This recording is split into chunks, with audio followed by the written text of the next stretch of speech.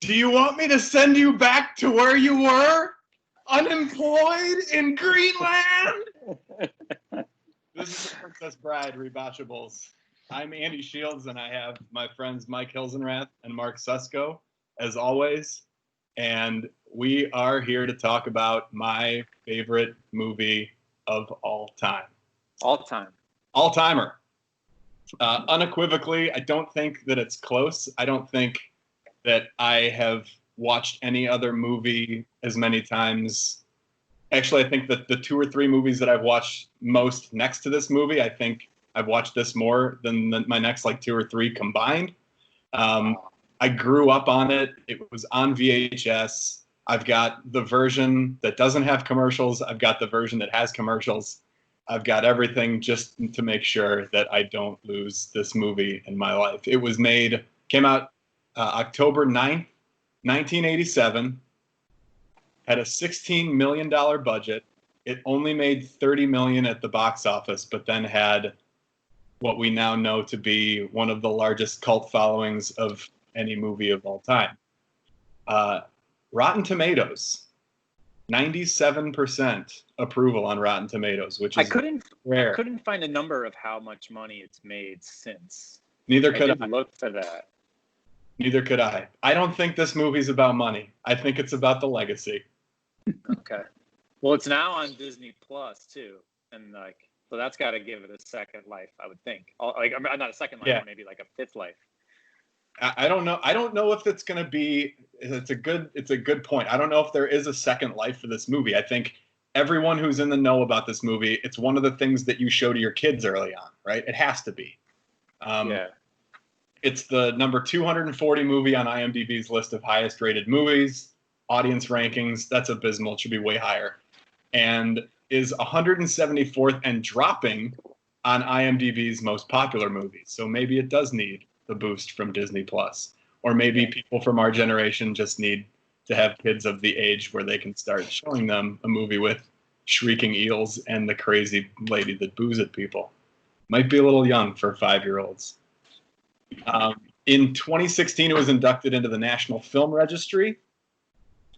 And Mandy Patinkin called this the Wizard of Oz of our generation. That's fair. I was trying to think if there was another movie that might be called the Wizard of Oz of our generation, but I'm clearly not the person to pick it objectively. Wizard of Oz.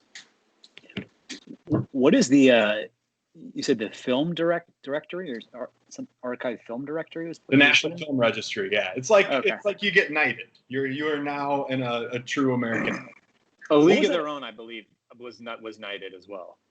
Yeah, I can't remember if a League of Their Own is in the National Film Registry or if it's just in the Library of Congress. Yeah, Library of Congress.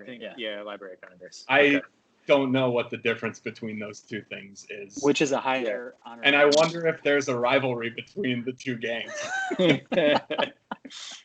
Good question. The leader, the head of the National Film Registry, see the head of the film department in the Library of Congress at cocktail parties? Is hello, Steve. Good to see you again. It was nominated for one and only Oscar.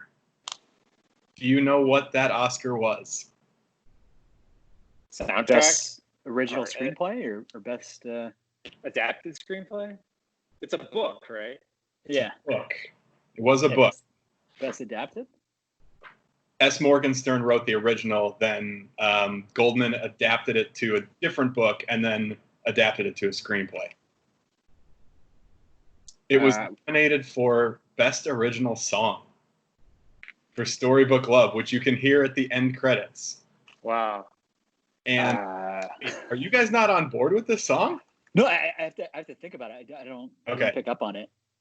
I actually can roll the credits right now. I have the thing up. If you want me to play it. It's the song that plays throughout the whole movie. It's the theme, but yeah.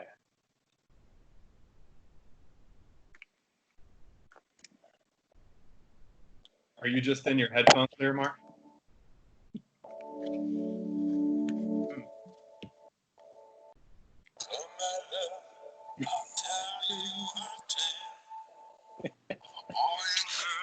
Yeah. So Okay. 80s. It is So good. That song still, when I'm watching the end credits, still makes me emotional every single time. It will never not. The score, Mark Knopfler from Dire Straits. Dire Straits. Yeah. Yeah.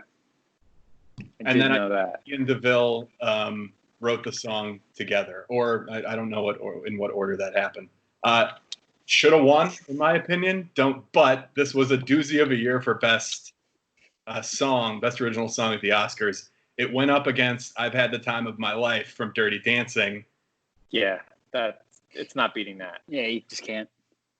You can't beat it, but that song is still on my list of most hated songs that always get fucking played at weddings. Fair, but I think that speaks to just the legacy of that song. I mean, still played at weddings in 2020. I'll show you. If you guys noticed, at my wedding, I had the theme to The Princess Bride playing in the background when everybody walked up. No way! I did not pick up on that. Wow. Yeah, correct. I don't think I did either. Did the time of my life win? It did. Yes. I mean, that song is still on the radio today, so it's hard to argue. Yeah, Willie DeVille didn't get the cult following that the rest of the movie did. No, definitely not. Should it have been nominated for any other acting or writing awards? I mean, I don't know. But probably I would have given it Best Adapted Screenplay, but I don't know if any actor necessarily deserves any Academy recognition. That's tough. It's tough for a short movie, not because nobody really has that big of a role. Like maybe Mandy Patinkin would be the one who would get the nod as supporting actor. But like you're not giving Carrie Elwes or Robin Wright a lead actor nomination or actress nomination for this movie. Like, not a chance. Like, this movie is the type of movie that would be Best Picture. It's just not the Academy's like shtick to pick a movie like this, right? I mean, correct. Yeah. Even though it's like most cherished movie of all time, as you said, Andy, it's just it's different criteria. The adapted screenplay nominees that year were The Last Emperor, The Dead, Fatal Attraction, Full Metal Jacket, and My Life as a Dog. I can see it not winning over Full Metal Jacket and Fatal Attraction, but The Last Emperor won this year. Did it really? Yes. And then the only other one that I would have given Mandy Patinkin a nod. If anyone in this movie gets nominated for an acting Oscar, it's Mandy Patinkin. I think if he had a little more cachet at the time, then he would have gotten it, but he was too unknown. And the movie didn't do as well. So like back then, like I think movies needed to do like a little well to get nominated. Whereas today now it's like the movies that don't do well are the ones that get nominated. Yeah. Whereas back then, like actually popular movies got nominated for Oscars, which was actually cool. You're right. Yeah. And the other, I just saw the supporting actor competition. Sean Connery, Albert Brooks, Morgan Freeman, Denzel Washington, and Vincent Gardenia, all in the same. Okay.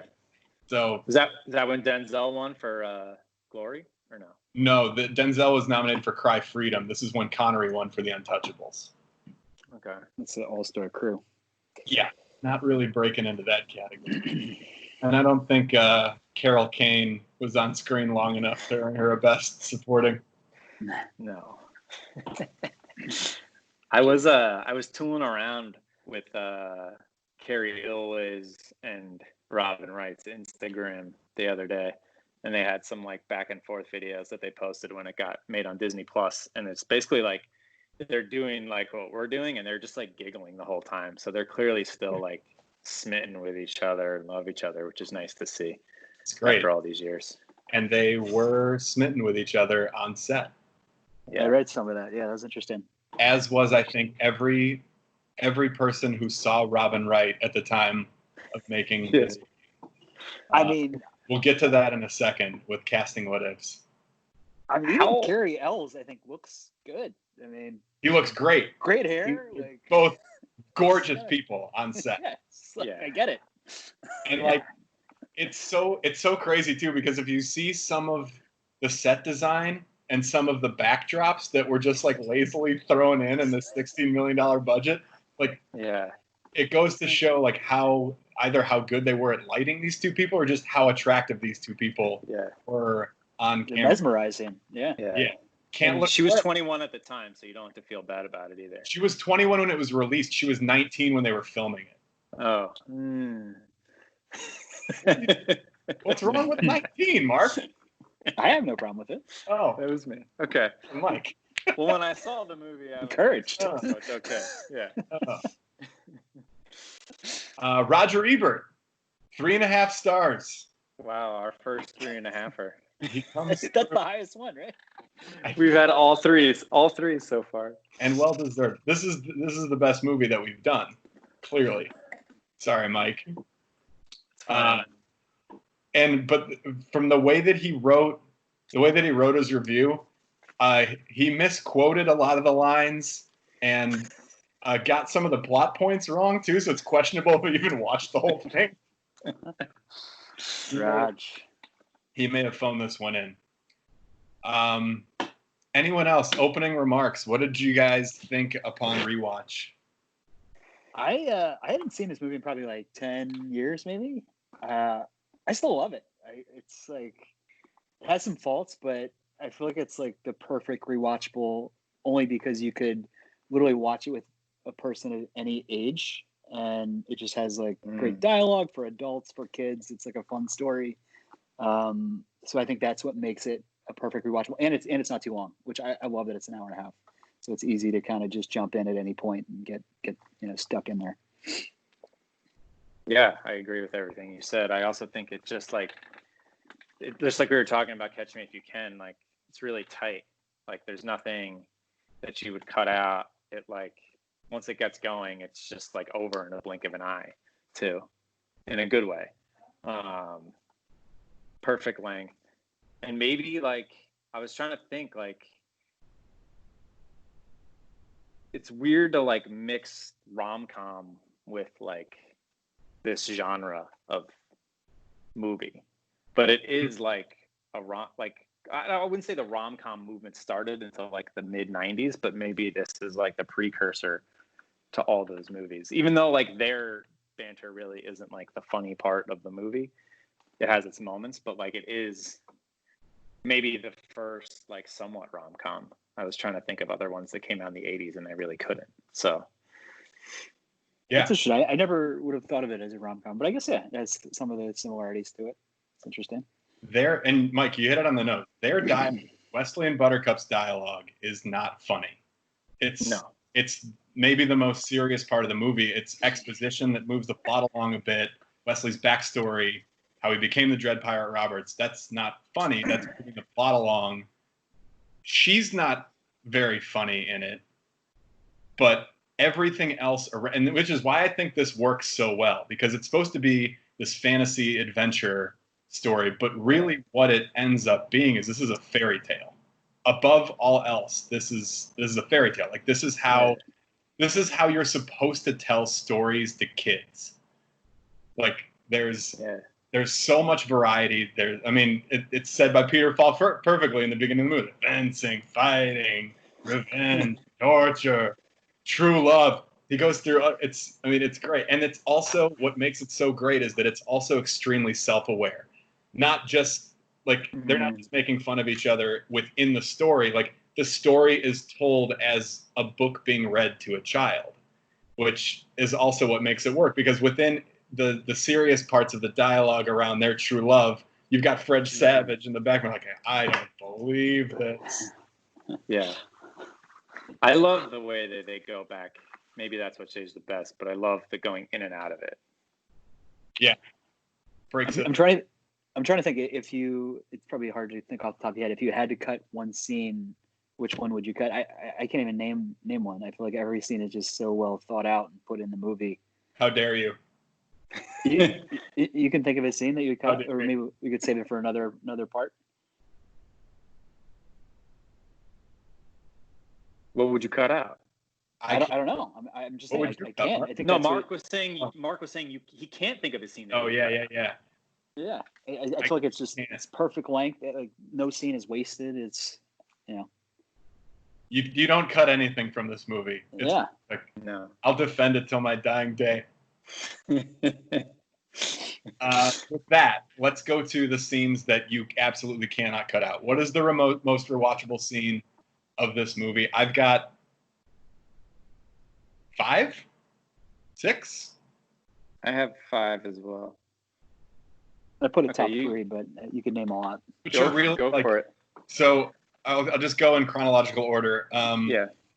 The introduction of the 3 villains, where you've got Wallace Shawn as Vizzini screaming at both of them. Yeah. When you were so slobbering drunk, you couldn't buy brandy. And you! They're each like exactly a head taller than one another. You see like the variety that they have. You see Fezzik and Indigo's heart and Vizzini's coldness, all the way up until they cast off to with anybody want a peanut. Then I've got the 3 villain showdowns, which are actually 3 separate scenes. We'll talk about which one will be the most rewatchable. The Miracle Max scene. Yep. And the Definitely. Dread Pirate Roberts castle raid at the end. Yeah. Leading all the way up to the fight between Inigo and Count Rugen. Yeah, I separated, I guess, Inigo, Count Ruben, and the Miracle Max scene. And the Dread Pirate Roberts scene. And then I separated also the three villain showdowns as well. Because I think the Chatty Duel is my number 1 like rewatchable scene. Like it's not even close for me. Like it's such a like amazing scene. Just like the dialogue is great, the way they choreographed it is great, the acting is great. Like just like the nonchalance. Like that's the first time you realize that the movie's supposed to be funny. Because up until the, like really funny, that it's not taking itself too seriously. Because sometimes like serious movies will have dumb villains. So like just they're on the boat and they're like they're stupid villains. Like these are just the bad guys. But like you never see like good guys and bad guys interact that way. Where he like when he's like on the wall once the rope gets cut. He's like, "Could you hurry it up?" I do not suppose you could have speed things up. Wow, that's a good Inigo. And just like all the like the names that they give, like the moves that they have are real names for like 14th century like swordsman tactics. Capofero, Agrippa. You didn't know I was right-handed either. Like that scene is just like I'll put that above anything in the rest of the movie, even though it's early, but it's awesome. I think the twists in the duel scene, where it's the Men in Black versus Inigo, I think that's great when he goes left-handed, right-handed, and then the twist at the end of the Battle of the Wits, where it turns out he put the poison in both glasses, and he has a what is it? What do you call it? Tolerance for iocane powder. I think those 2 twists like add to those scenes as being most rewatchable. I would rank the glass showdown second, and then like whatever the Fezzik battle is you have to do fine. it. It's funny. Yeah, you have to do it. But like, there's no way he's winning that battle. No. Yeah. And his excuse is that I'm used to fighting 12 people at once. Yeah. One. But that's funny. I'm going to try to hold off on doing my Andre the Giant impression for as long as I can until the Stellas take hold. But the fact that it's so good. The fact that he says, I missed or I did that on purpose. I don't have to miss. And Wesley goes, I believe you. Yeah. He's just like the shock and awe that he sees when that he exhibits when he sees Fezzik is like the same. It's the exact same reaction that any human being would have to seeing Andre the Giant. Like, this man is 8 feet tall and gigantic, and he just threw a boulder at my face. Like, what am I supposed to do right now? Yes. You mean you put down your rock and I put down my sword and we try to kill each other like civilized people? I do appreciate, I think it's kind of touched upon in each of the 3 battles that there's like a certain like code of honor where, like Inigo waits for the Man in Black to like get rested so he can properly like face off with him in the fencing duel. In the Battle of the Wits, like they come to an agreement to like put their weapons aside and like let's play this game. Andre the Giant, like you said, throws the rock to miss him purposely because he knows he's not ready, and then they put their weapons down and fight. So there's like a certain honor that's kind of touched on as part of the fairy tale. It's like a nice touch. It's honorable, but it's also manipulative, right? Because each of them chooses the thing that they are best at in the world to duel this guy in, and he bests them in all three. True. Very true. Yeah. Bassini is like diatribes explaining where he thinks the poison in. It's incredible too. Like the whole thing. Yeah. You've beaten my giant, which means you're exceptionally strong. So you could have put the poison in your own goblet, trusting on your strength to save you. So I can clearly not choose the wine in front of you. But you've also bested my Spaniard, which means you must have studied. And in studying, you must have learned that the man is mortal. So you would have put the poison as far from yourself as possible. So I can clearly not choose the wine in front of me. Biggest game theory, like thought process. Until I get going.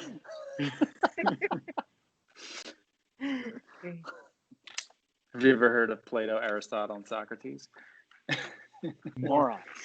Morons. That's the best quote for me. That was the opening line was between unemployed in Greenland and never get involved in a land war in Asia. Yeah.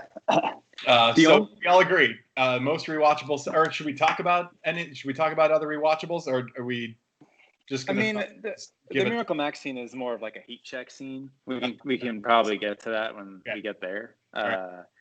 The only scene I wrote down that was rewatchable with Buttercup is I do like when they fall down the hill, even though it's brief. Just like that dialogue back leading and up to the forth, fall down. and then the dialogue, and then when he falls, and then she just like tumbles down the hill. It makes me laugh every time. The sound of the sound. Yeah, the sound editing is funny. Yeah. I guess that's the most efficient way to get down quick. You wish. It's the last "as you wish" in the movie until the very last line. Why does he? What I can't figure out with that scene, and I guess in everything with him in that part, is like he's clearly been like waiting a long time to see her. Maybe thought he would never see her again. Why does he play these games and not just rip off the mask? Go for it. It's a picky nit for me. Yes, he asked the same thing. I haven't go into it. Like get mad about it, and then I'll tell you why you're wrong. Okay. What the hell is his problem? I mean, my guess would be is that he saw she's engaged to this king, and he's like trying to test her to see if she's actually in love with him, without like coming out that he's Wesley. I don't know. That's what he's doing. I just think it's a bad move. Like, yeah. Poor decision. Because like, what if she like pushes him down the hill and he breaks his neck and then that's it? Yeah, he's just a farm boy. Luckily, he survived the fall. The movie would have ended poorly if that were the case. Well, he's got to go back to Humperdinck. Yeah, that's a rough go. He's punishing her purposely. He wasn't aware, and I'm sure that he had some inkling or inclination that the prince gets to choose whoever he wants in the kingdom and marry. But at the beginning of the movie, he says, I'll come back for this is true love. Do you think this happens every day? And he's basically saying, wait for me. I'll come back regardless of what happens. And it's 5 years later, and he's got all this power. He realizes that she's now about to get married. And he's like, what the fuck? So it's but he left. He left, but then he was planning on coming back, but then he got kidnapped, right? Yeah. He was taken aboard the pirate ship Revenge, and which is very interesting that is also the ship's named Revenge along with Indigo's mission. But he's punishing her briefly before he lets her know who he is, just as a test, right? He's throwing out all these, I'm sure that your pig fiance, right? Or that your what is your love, or I think he says something else that alludes to her being in love with him, and he's testing her. My biggest picking nit is that how does she not? She's blindfolded the whole time. How does she not recognize his voice immediately? Yeah, it's bad on her part too. But maybe he only just said 3 words to her all the time, as you wish. It's all she can recognize. Plus, without his glorious, because his hair is covered up like a little bit, right? His hair is Yeah. phenomenal. So in his the hair first in couple the scenes. beginning of the movie This is like is just out of control, amazing blonde hair. This Like, is a study in how to make blonde hair go over someone's eyeballs. Like, it is both Buttercup and Wesley. God. The other thing that makes me a little upset is that she said, like, he was poor and perfect with eyes like the sea after a storm. She can look right in his fucking eyes. Like, he's covering up part of it, but... And those are the only two nitpicks I have about the whole movie, and I will refuse to admit that there are any others. Okay. I have one more, but I'll save it for picking minutes. Yeah. Okay. Well, that was just in reference to that scene that we were just talking about. Yeah. And then the Dread Pirate Roberts Castle Raid, but we can talk about that kind of at the end, with the three of them fighting. What's aged the best? I'm gonna let you throw these ideas out here. I'll start. Maybe we can just take turns. I put first on my list Peter Falk, the narrator, his voice as the grandpa. It's like I could just listen to him read a book all day. It's just that old kind of raspy voice. I think it's so soothing to hear, and it's cool the way they did it with him telling the story, and then they flash forward or flash into the story. I just love his voice. Yeah, number one on my list was the grandfather-kid storytelling dynamic. So similar thoughts on that one. My number two was Fred Savage's room.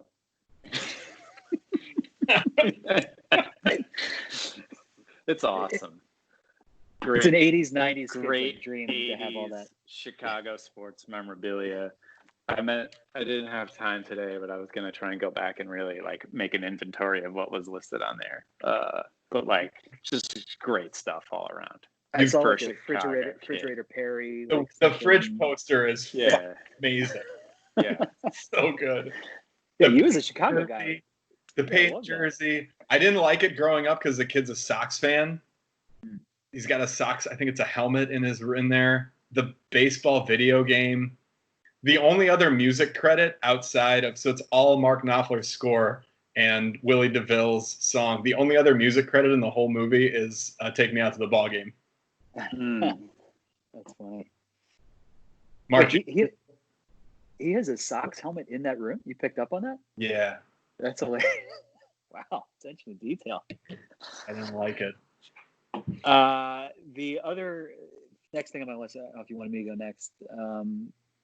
I feel like if maybe a lot of you guys might have this or been thinking about this. Just, I think some people on the internet were also talking about this. Just the Man in Black wearing a mask, very apropos, and has aged well in this era of the coronavirus. So, wearing a mask. I had him predicting that everyone in the future would be wearing masks.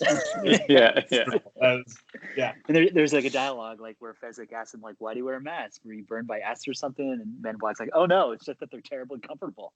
I think everyone will be wearing them in the future." It's like, whoa, nailed it. Were you burned by acid or something like that? Makes me laugh every time. He's fucking throwing punches at his face while he's doing it. Yeah. I had Robin Wright, just like her, everything about her has aged well, even the way she's aged in real life.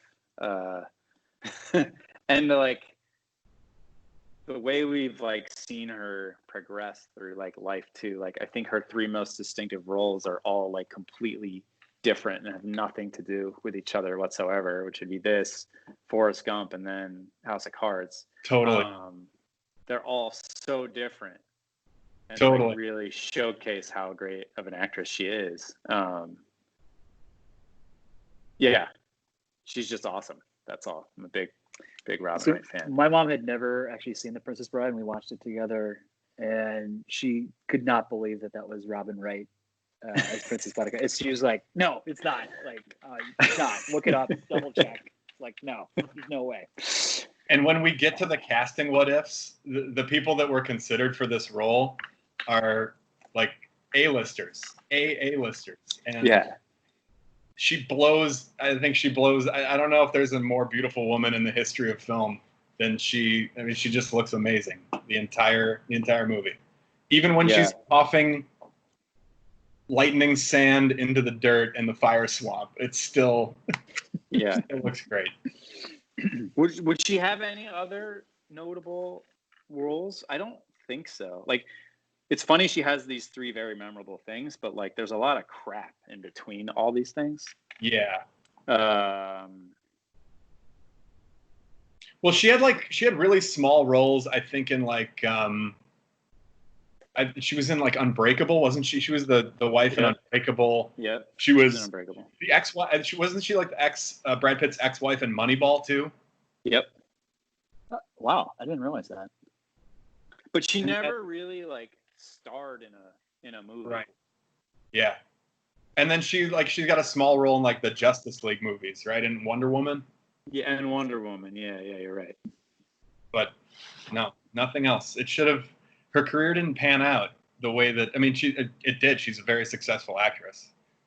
Yeah, I think we would have been disappointed though if she didn't have that House of Cards capper, because she's like.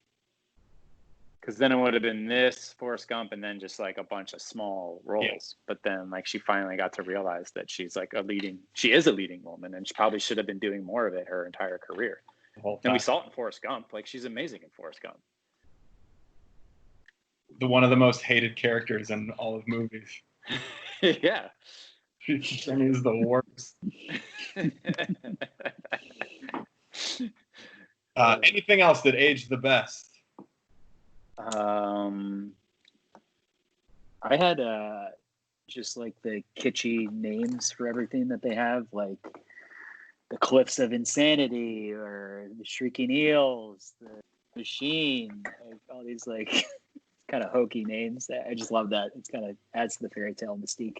All very ominous. The Cliffs of Insanity is amazing. We used to say in college when someone would be up, we wanted to want them to hit a home run. We used to say, "Hit it to the cliffs." The Cliffs of Insanity. Nice. Screaming it. I also had Mark Knopfler's score. I can't think of a theme song that I like more that's played throughout a movie. Again, unreliable, non-objective source of information here, but I challenge you to name a theme song from a movie, an instrumental theme song that is better than this one. Well, you mean instrumental theme song or score? Because like, it's not better than like Star Wars, Back to the Future, Indiana Jones. Like, yeah. I guess Star Wars is better than that.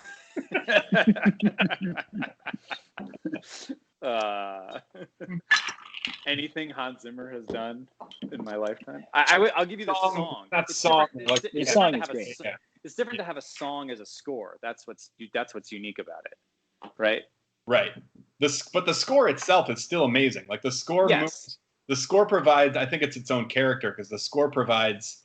Little subtle things that completely change the mood. Like when Inigo is on the cliff talking about the six-fingered man, like it's a really nostalgic, memory-filled, kind of like whimsical melody that goes through, and then all of a sudden he shows them the two scars on his cheek, and there's just like this little classical guitar and it's like doo-doo-doo, yeah, kind of like brings it back. Like, all right, there's something sinister going on here. It also is a very slapsticky score too, because like when he's trying to get the door open, it's like, yeah, well, yeah, and like there's a lot of throwback to like cartoonish elements of the score, I would say, in a way.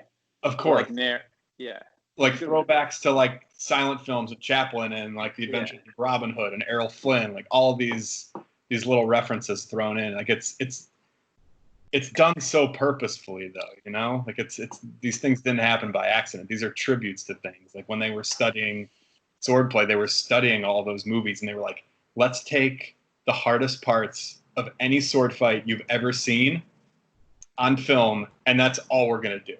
It's only going to be the hard stuff. Yeah. Mark, any more age the bests? No, I just had those three. for age the best. I had the two of the world's classic blunders. Never get involved in a land war in Asia. I think that's aged pretty well. And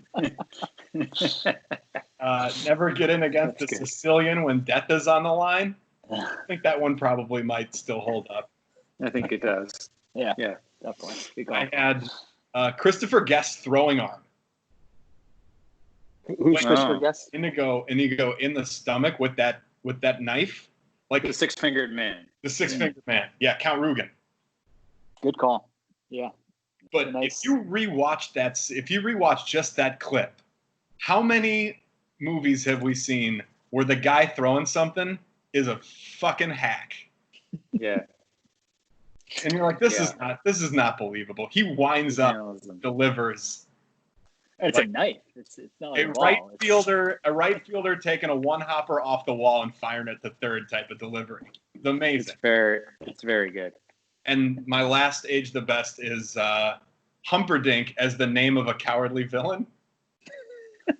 Yeah, it's a great name. It's a great name. It's good. He reminds me of Lord Farquaad a little bit from Shrek. Kind of same type of character to a degree.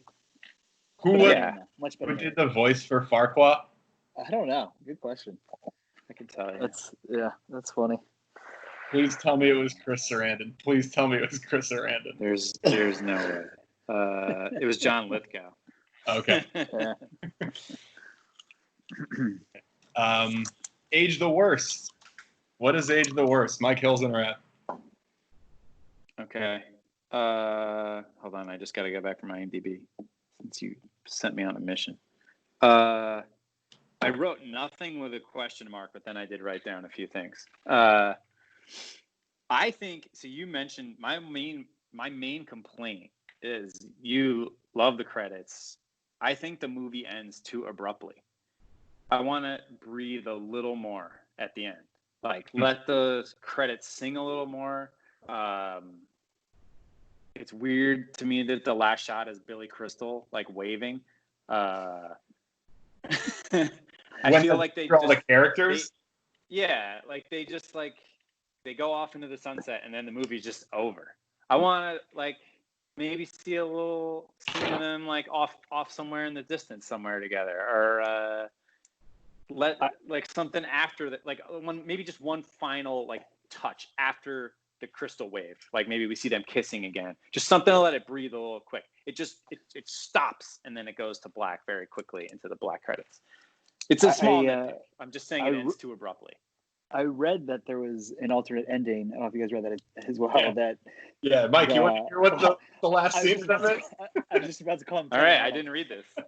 Fred Saffridge looks out the window, and I guess he sees, the man or Wesley, Buttercup, and all them on the white horses, like out his window. Oh. So it's like they've come to life, and they're like on the white horses, and he's like, I don't think I would have hated that. What? Smiling at him. It's understood that it's him, like, imagining it in his brain, that it's not real, right? Oh, but isn't it the whole point of a fairy tale that, like, you kind of hope it comes to life to a degree? I don't know. Yeah, I don't. I just wanted another shot. I wanted the movie to end on Buttercup and Wesley, not Carol Kane and Billy Crystal looking hideous and waving. That's a fair nitpick, actually. I get it. Those are the credits. It's also, we'll get to best quotes, but they're waving goodbye on maybe the best quote in the whole movie. I'm not disagreeing, but good point. It's just not the tone I wanted to be left with. Understood. It's a small nitpick. Understood. And the only other thing I have was, like, today, like, Andre the Giant would have been somebody CGI'd who could actually, like, speak English legibly and coherently. But maybe it is hard to understand him. It's the charm of the movie that he's in it. But, like, now this would have been like The Rock, like, or Will Smith, like, or somebody. It could have been somebody small, and just, like, that character would have just been a CGI character, because obviously they wanted to be cartoonishly big, and they just happened to get lucky that this man existed in 1989. Like, right before he died, basically. Yeah. Well, there's no one alive today who's that big. Like, I think you're right. Actually, that's a good point. Even The Rock would be nothing compared to Andre the Giant, even at his biggest. Yeah. Well, we can talk about that age the worst or not. I'm just saying, like, his speaking is like, you're like, what was that? And I know how hard it was for him to learn his lines and like get this right. Like, yeah, I'm not faulting him because like he never was a trained actor. Like he was in WWF before they even like had those scripted scenes where they would act and stuff. So, and I think he does a good job for like all things considered. So it's not Fezzik that's age the worst. It's the idea of hiring someone like that when there are way more opportunities to do something different than what they do. Yeah. We'll get to casting what ifs here in a second because there are some great ones. Mark, age the worst, anything? Yeah. I on the opposite side of the spectrum, I put just Peter Falk as the grandpa. I thought the makeup on him was terrible. If you like look closely, it looks terrible. It's like, I don't know. It's clearly done poorly. So that's a little poor one. And then there's a scene where it's right before Carrie Ells and Buttercup fall down the hill, and I think, what is it? Carrie Ells like catches Buttercup in a lie, and he's like about to strike her in the face. It's like that has not aged well.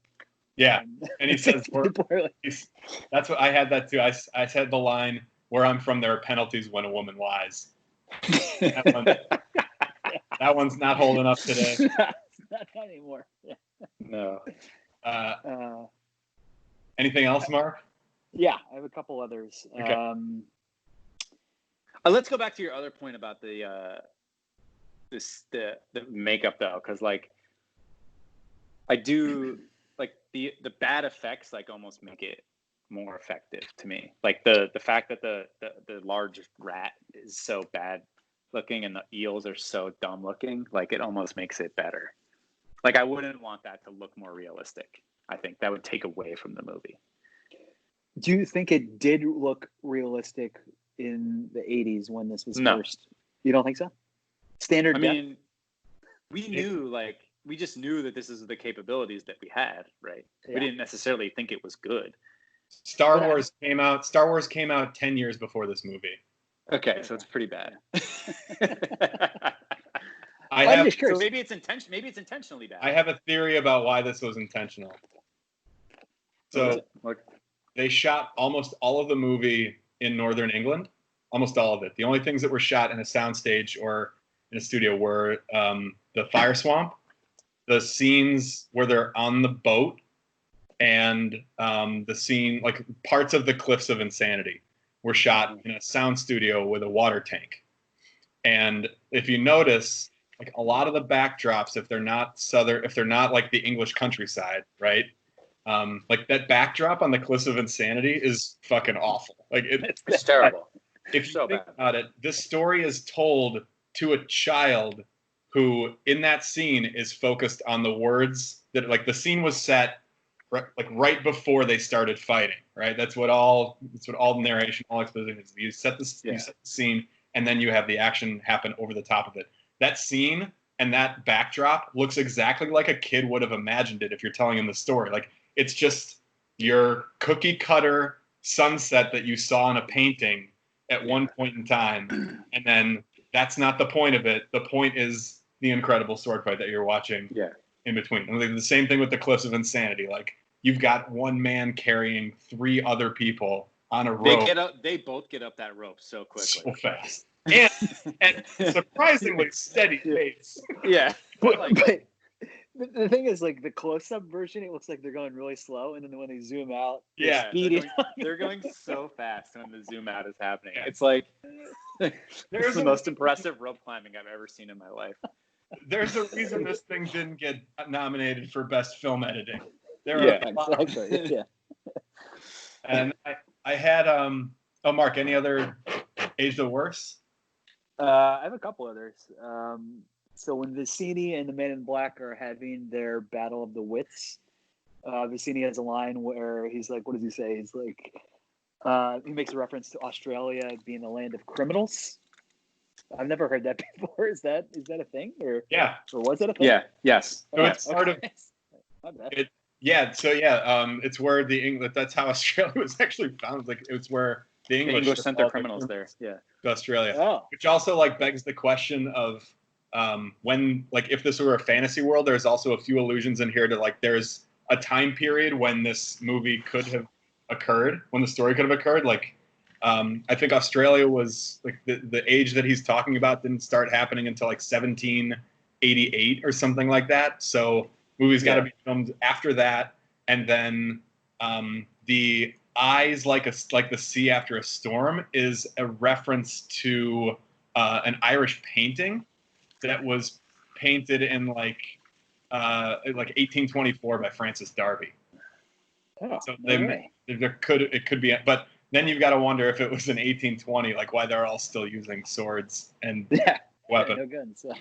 A great comeback to anyone saying, "Now where was I?" though is Australia. Now where was I? Yeah. Australia. Yes, Australia. And you must have known that, so I can clearly not choose the one in front of you. Just the last one I had was for what stage is the worst is Humperdinck's and the Six-Fingered Man's hair. I just think it looks like how an old woman would keep their hair. It's like in a bob. It just looks terrible compared to Wesley. Apparently, like on the other hand, who has like this magnificent flow.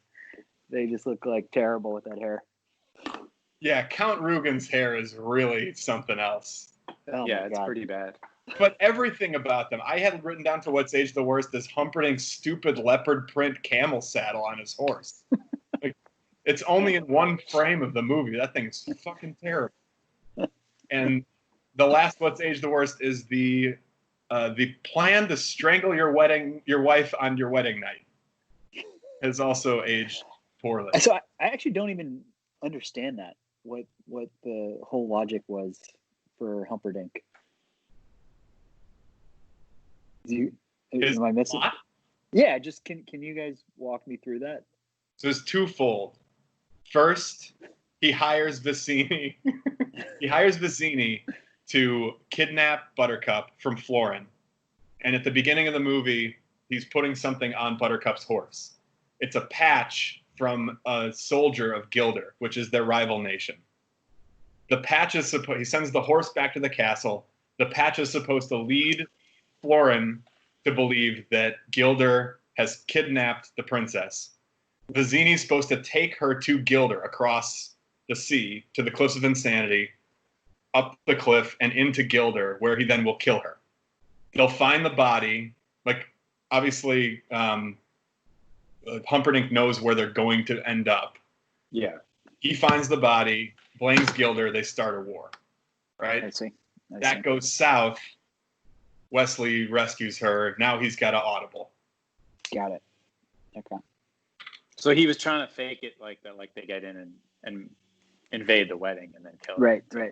Yeah. All right. He was gonna say that they killed Buttercup on their wedding night. He's gonna frame Gilder for it. He didn't want to just start a war on his own. In retrospect, maybe he could have just had some balls and started the war. Just some guts. Yeah. But balls and guts, not Humperdinck's strong point. No. Casting what ifs. So this is amazing. So Wesley, we'll go in order of course. Yes. Wesley was supposed to be played by Christopher Reeve at one point. Oh. No. The movie is terrible, if that's the case. You don't like Christopher Reeve? Not in this role. I don't think Superman's he'd so be dopey. funny. Yeah, he can't be funny. He's too serious. Yeah. Plus, he's already Superman. Correct. Like, he's the most typecast, one of the most typecast people in history. Like, he's Superman, and that's it. Yeah. So for Buttercup, over 500 people read for this role. Over the course of the movie was supposed to be made 4 different times, right? So there's a point where Truffaut was supposed to make it. Another couple of other studios were supposed to make it. Some firings, some studio closings happened, and then Reiner got a hold of it. Reiner got a hold of the project, and in that course of time, over 500 people read for the role of Buttercup, which is an unbelievable number of people to read for one role. Of the people that were considered that didn't end up being Buttercup were Carrie Fisher was the number one choice. Again, we already have a history. You can't do it. Not good. Uma Thurman. Maybe. Courtney Cox. She would have been good. Yeah, not bad. Whoopi Goldberg. No. And Meg Ryan. Also would have been good. Meg Ryan now or 1987?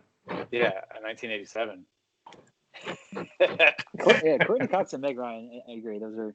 I think Courtney Cox would have had the timing to make it work pretty well. Yeah. Yeah. She could have done funny. Yeah. Yeah. Funny. So Robin Wright showed up at. She was on a soap opera at the time. Robin Wright showed up at. I think it was either Reiner or Goldman's house for a reading, but all three of them were there. It was Reiner and Goldman were in the house, and she walked through the door apparently in during the golden hour. The sun on the face the minute that she walked in the door, and they were like, "Holy fucking shit!" Just could not take their eyes off of her. She read in an English accent, and that was it. 500 different parts, 500 different people came to one moment. And Fezzik also had another incredible. Fezzik's casting went up so the best. So the first choice, or the first person that read for it, was a very unknown Arnold Schwarzenegger. So Mike said that what's aged the worst is picking a huge guy who could not speak English that you could understand. They almost went that route twice.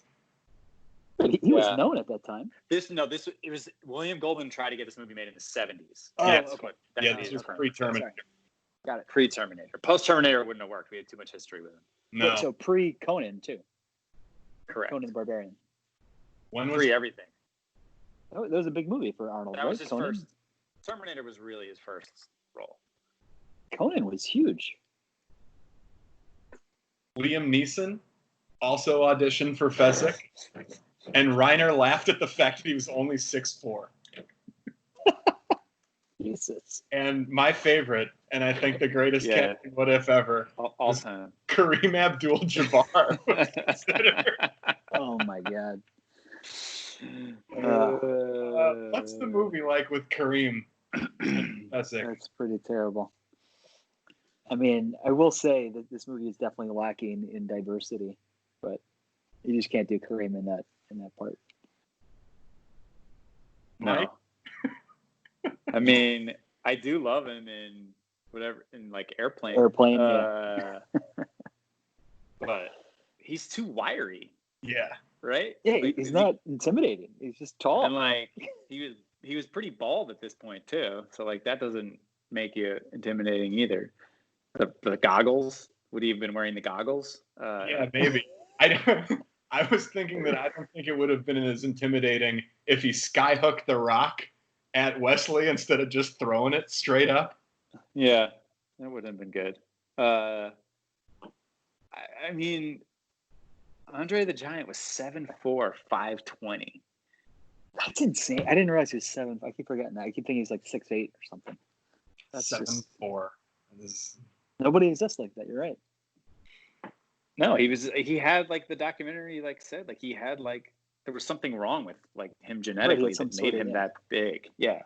He has way too many teeth too, or something's going on in there. He's got a lot of teeth. He definitely had a liver that can handle some shit. Yeah. I can't think of anyone who would have been able to pull it off. Maybe Arnold. It's perfect. Arnold maybe. That's just because we know that the broken English is kind of it's part of this guy's character. So I'm just going through Arnold's filmography just real quick. So he did Conan the Barbarian, which maybe you guys aren't as big of fans as I am, in 1982. He did a sequel in 1984. He did Hercules in 1970. And then he did Predator in 1987. The original Terminator was 1984. He was pretty well established at the time of this movie, so it would have been more of a star role. They couldn't have afforded him at this point. Yeah. No way. Although you wonder what would have cost more, hiring Arnold at his going rate or hiring Andre the Giant at his going rate plus Andre the Giant's liquor bill. Also a good point. What's more expensive? He used to warm up with a case of wine. That was his pregame. Oh no, his pregame was a 30-pack of beer. That was his pregame. Yeah. And then he would drink a case of wine a night. Just to seeing the pictures of his hand around the beer can, and it looks like it's like a little tiny miniature can. It's like, what? Elvis said that he would routinely on set drink, after shooting was over, would routinely drink 3 bottles of cognac and a case of wine. Yeah. They said during the filming it was so cold that he would put his entire hand over Robin Wright's head to keep her warm. Yeah.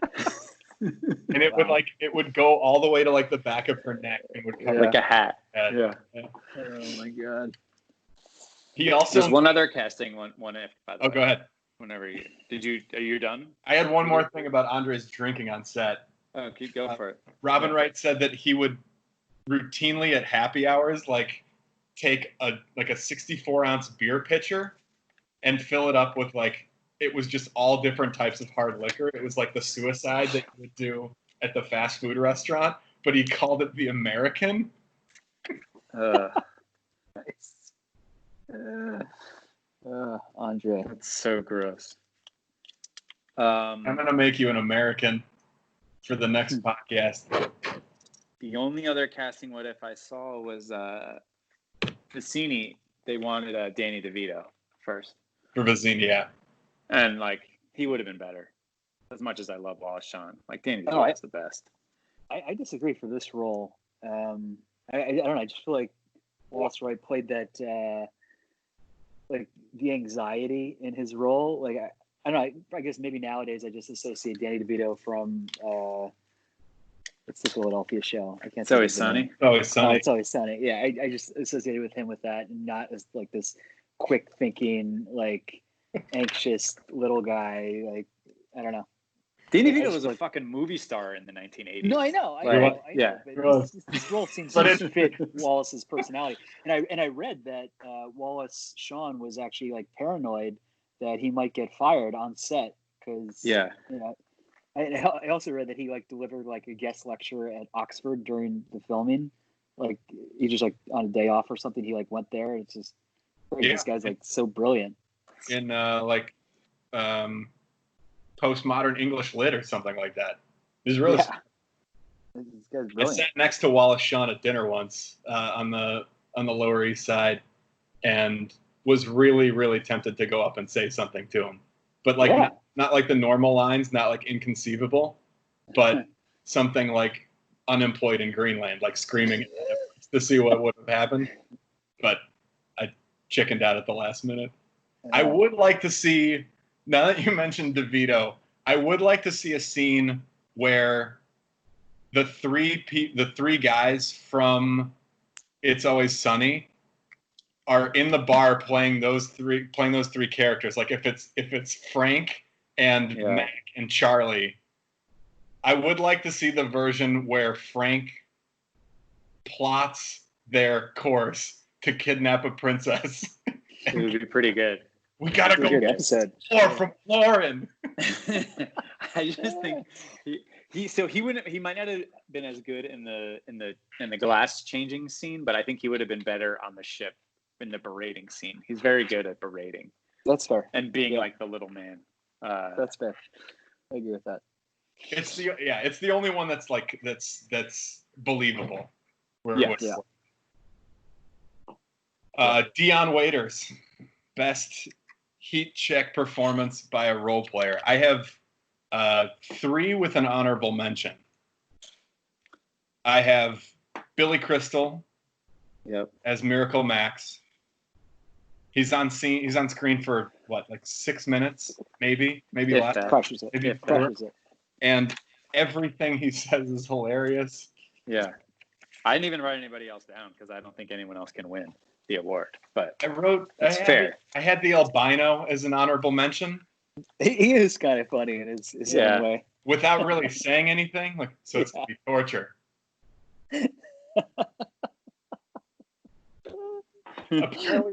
Apparently that guy was in agony throughout all of filming because he had to wear these colored contact lenses, and they didn't know that he was going to be allergic to them when they put him in. So he was God, struggling to keep his eyes open the whole time.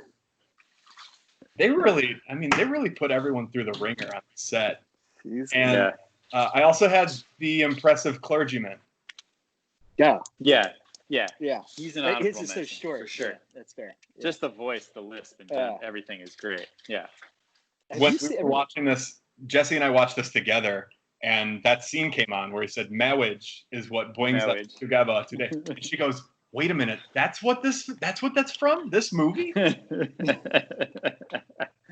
you ever seen I think it's in an Office episode where Michael, I think, is like, I don't know if it's Phyllis's wedding, and he literally says this speech. They don't even make reference to it. He just says it in the voice, and it's like you're supposed to pick up on it. It's really hilarious. And an honorable mention to iocane powder. What is iocane powder? I don't even know what it is. It's a made-up poison. Oh, okay. Crystal's got to win. It's not even close. Can we talk about Miracle Max for a minute? Yeah, this is his time. So during filming, Crystal brought in the SNL guys to do his makeup. And he brought in first of all, he said this was the easiest role that he's ever played in the history of his career. And they asked him why. He was like, because I've got 7 relatives that all act exactly like this. And so he brought in the SNL makeup guys, and he only brought in 2 pictures of what he wanted to look like. He brought in a picture of Casey Stengel, the old Yankees manager, who is extremely ugly. Is he really? And wow, he does look like Casey Stengel. Wow, I didn't realize that. Casey Stengel and a picture of his grandmother, and he said, "Make me look like both of these people." Oh wow, he was ugly. Tremendous. Wow. I think like there are 30 minutes of him on film somewhere that are lost in the archives of him just riffing. There's nothing in. Yeah, there he is. Casey Stengel. There he is. He looks like Casey Stengel. Yeah. There's nothing in this movie out of his lines that was scripted. Nothing. Everything that he did was improv, and there's like 30 minutes of tape that's lost somewhere where they have all of these riffs. There's the point Mandy Patinkin goes, "This is noble, sir." He's like clearly trying to hold back laughter, but that was the best take that they had to use it. And I've got another thing for half-assed internet research, but I'll save that for that. But it has to do with injuries on set, and it was the only time that Patinkin got injured was during the scene. His dialogue is it's fantastic when he's like, he's only mostly dead. Like just the way he says it, just like enunciating every syllable. He's like, "Whoa, look who knows everything." Look who knows so much. I will say though, bat out of hell comes out of nowhere. When he says he like what he thinks the Man in Black says when he like pushes down on his stomach, like to blade. I've never heard that phrase ever. I wish they would have chose like a different word or something. Don't you guys kind of agree? Or? I think to blade. Amazing. Yeah, it's good. Means to bluff. You were playing cards, and he cheated. Liar! Yeah, he crushes it for sure. Also, my sister, brother, and I used to run around the house chasing each other, yelling, "Humperdinck, Humperdinck, Humperdinck, Humperdinck!" It's like terrifying. Made it way in. All right, obviously it's the Miracle Max. It's Billy Crystal, and delivers. I think well, we'll get to the best quotes. They knew the overacting award. I only have one nominee. Boo! Gotta be. Oh God, she's bringing it hard. She's so excited for her moment of truth. Terrifying. It's so over Really terrifying. But it's great because it's a dream. Like that's the terrifying monster of her dream. It's perfect. Yeah, totally perfect. She also looks like Casey Stengel. I think they brought the SNL guys in for her makeup job. Or maybe it was the same person that did Peter Falk's makeup. Yeah. It's the only option. Okay. It's the only one who just overdoes it, right? Nobody The else ancient is going booer. over the top. Yeah. And that's Marjorie Mason, credited as the ancient booer. She looks like a Marjorie. She's an ancient booer. Apex Mountain. What about that guy? We'll get there. Okay, you're going out of order. It's fine. Oh, sorry. I didn't know there was. No. I didn't know there was an order. Usually you end Apex. I actually let's do that guy. Let's do that guy. I had no one. I don't know. So I have Christopher Guest just because he's not like known as an actor anymore. He's only known as a director. So he was a star of Spinal Tap, though. Yeah. But I'm saying like in the 90s and 2000s, like anyone who grew up in the 90s and 2000s has no idea that like they just know him as a director. So they wouldn't see his face and be like, that's Christopher Guest. Like when you hear the name, it clicks in and you're like, oh, the guy who made all those movies. But like Guffman and Best in Show, right? I don't recognize Christopher Guest, I guess. Yeah. Because he's always in he's always in a different costume. Yeah. And I never can remember Wallace's Sean's name. I was gonna say I put him. Okay. Yeah. Just because, I can't remember his name. I feel like most people don't. Yeah. I guess I've seen this movie so many times that they're just all ingrained. So when I see them in other things, I'm like, oh, that's Vizzini or Count Rugen. Yeah.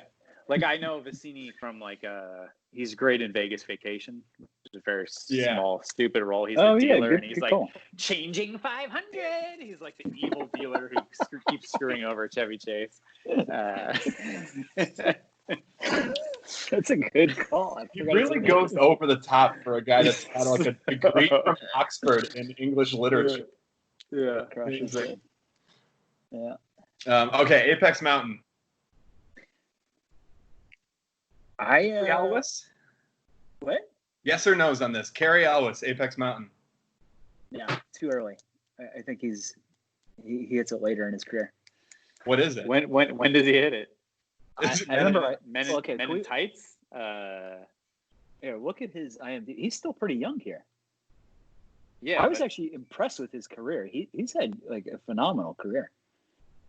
I wouldn't say phenomenal, but long lasting. Okay, so I mean, look at the movies he does after this. He Robin the Men in Tights, like you said, The Crush. That was a huge movie. The Crush was a huge movie. He's pretty prominent part in Liar Liar, opposite Jim Carrey. Maybe that's he's the bad guy. He's the bad guy in Twister. Saw. David. And he's he's in such Seinfeld. a dick in Twister. Yeah. Such a dick. I think it's a little early to say it's his Apex Mountain. But it's not too far off. Yeah, maybe you're right. Maybe I was overreacting a little bit. Like Men in Tights, maybe the Apex. I think Men in Tights after the Crush, like that. That's his Apex Mountain. I mean, he's Men in leading Tights did well. I want to say that's a great movie. They're a great movie. Good rewatch. Yeah. I mean, he's in The Princess Bride, Glory, Days of Thunder, Hot Shots, Dracula, The Crush, and Men in Tights in a 6-year span. Yeah, that whole span is the apex. Yeah, that's good. Yeah. I think it culminates with Men in Tights when you get a leading role as a comedic actor in a Mel Brooks film. At least for me, that's time. Jenna found online that he said he knew he knew it did terribly at the box office and only realized the movie was doing good when people started coming up to him saying "as you wish" at restaurants. Nice. That's pretty cool. Well, waitresses would say it to him when he ordered "as you wish." That's a pretty easy one. Yeah. It's kind of hard to drop in "unemployed in Greenland" to someone in a restaurant. That one doesn't flow as easily. I think Manny Patinkin said something similar too, that he hears that, obviously prepare to die more than anything in the world, but he still loves it to this day.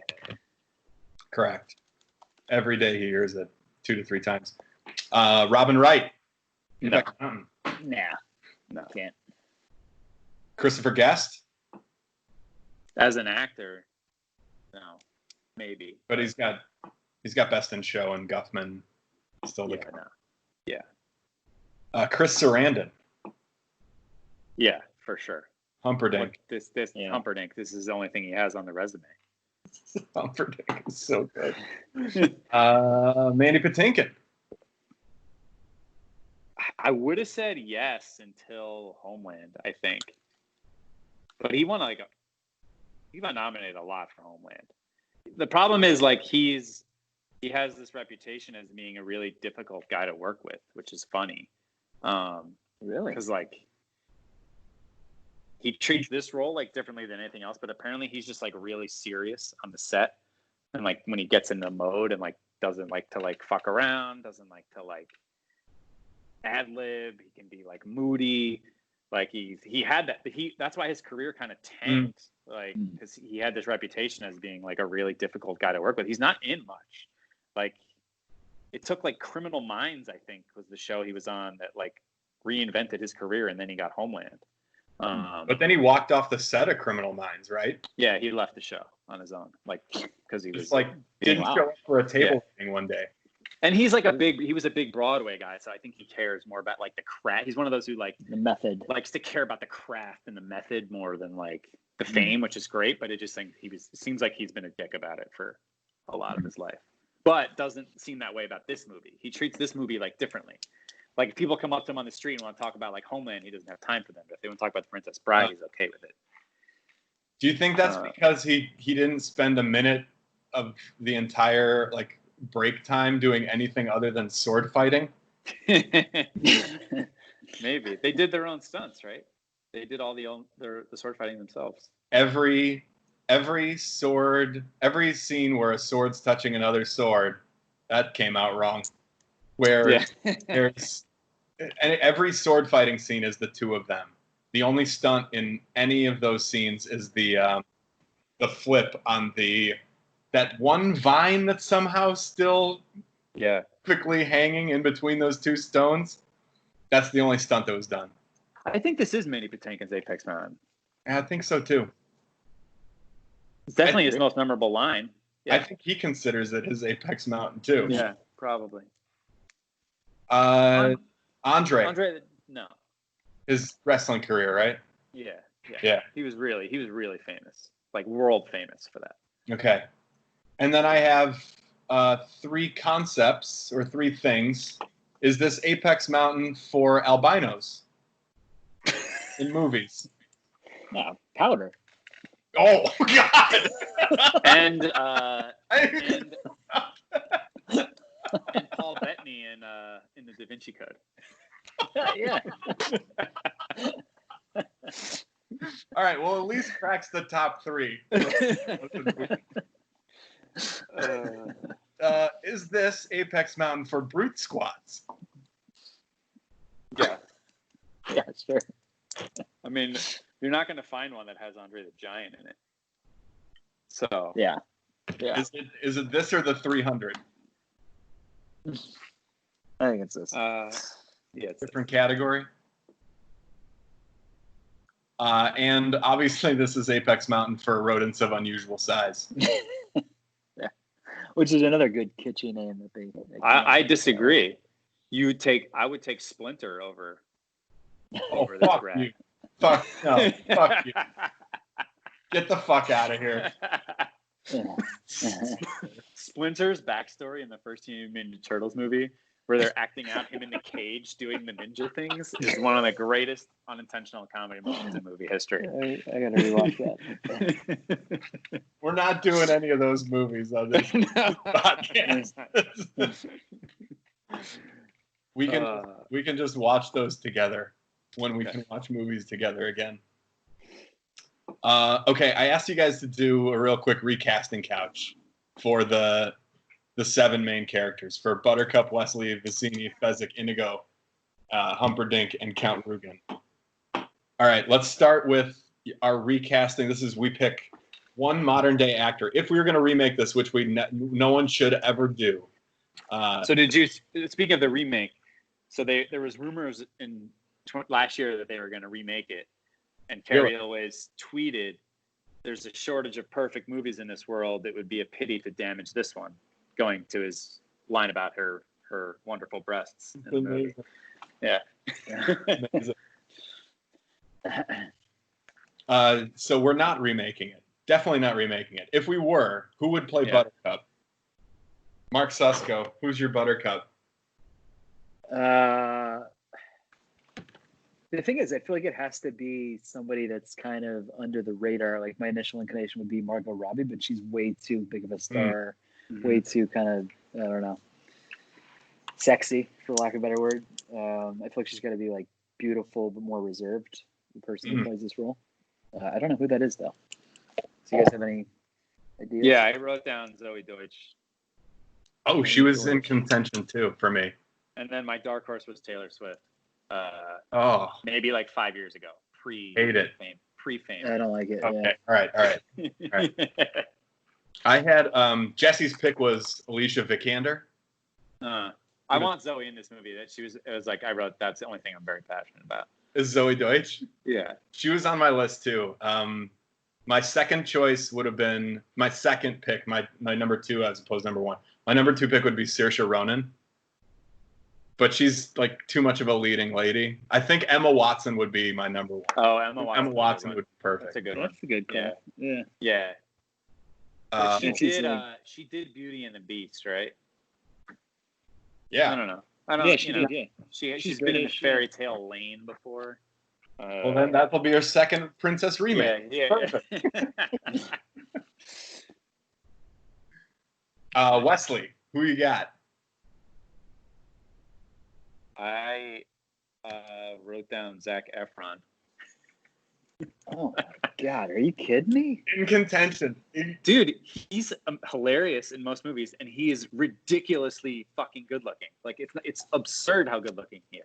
And if we're saying these things about Carrie and his blonde hair and his blue eyes, like, it has to be somebody on that level. But again, I just feel like it has to be somebody a little more reserved and proper. Like, Zac Efron to me is like this bro-tastic, like break the rules kind of guy. Like, just doesn't fit the part. Maybe. But Wesley is kind of bro-tastic. He turns into it, maybe a little bit. He's an English bro-tastic, which is a less American bro-tastic than you're thinking of, but he's still like surrender to me, I accept. Like, he's still like he's going for it in a lot of these scenes. I had Efron as my number 2 choice. Okay. My number 1 was Tom Hiddleston. Oh. Who's he? Why do I not know him? Is Loki from the Avengers movies. He's also Man in the High Castle, but the night manager. The night manager. Yeah. Very super one. Like super British, extremely good looking. I put Tom Holland as my second choice, but he's not good looking enough. I don't think. But he's got the quick wits. Sure. Quick wits. Yeah. Tom Holland athletic? I mean, he's Spider-Man. He's a computer in Spider-Man. Spider-Man is a computer. Yeah. We know Zac Efron can do the stunts, that's for sure. Yeah. And he's got the abs to prove it. He definitely have some ab shots worked into the movie, too. He'd be the man in the black crop top. Hiddleston's a good one. Yeah. That's probably better than Efron. He's a much better actor. And he's British. I like Efron there, though, in the American remake. Maybe he's in the Broadway remake. I don't like it. Let's go Vizzini. Who's your Vizzini? I don't know why it can't still be Wallace Shawn or Danny DeVito. Like, I agree. they're still kicking it. Like, they still look exactly the same 30 years later. I want Wallace Shawn, but with Wallace Shawn's actual hair, like with his crazy side fro with the receding hairline. Like Jason Alexander could have done it, maybe too, at this point in his life. That's a good call. Would have been I'm good. just thinking of bald guys who are. Mark, like, you got anyone else? No, I got no. I kind of would like to see Wallace Shawn, but Vizzini gets like a little more senile. Like he's talking like the battle of wits just turns into a battle of nonsense where he's just making abstract connections. I want to see how old he is now. He's like 74 or something. He's old. He's in his 70s. I had Eisenberg. So I'm sorry. Vizzini. Yeah. He was only 40. He was only like 42 when this movie was made. Wallace Shawn. He looks like he's like 60. Yeah.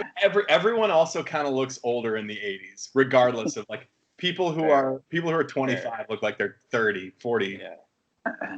He's 76 now. He could still do it. Yeah, he could still get it.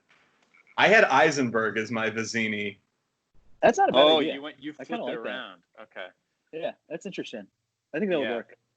I also put in parentheses, is this where we put Trejo?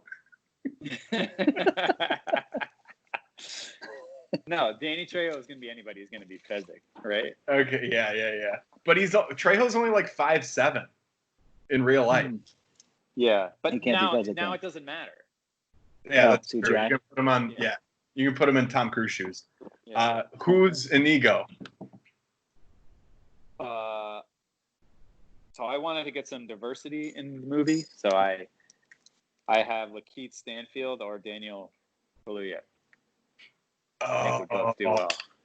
I think Stanfield would crush it. I fucking love Stanfield for this. Yeah.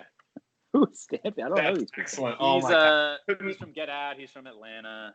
He's from Uncut Gems. He's like Kevin Garnett's like agent dude in Uncut Gems. I got him. Yeah. Oh, that's excellent. Stanfield is the winner. That's Inigo Montoya? Amazing. Yeah, he could do it. I mean, the name would change. I know he could still be Spanish, I guess, right? Yeah.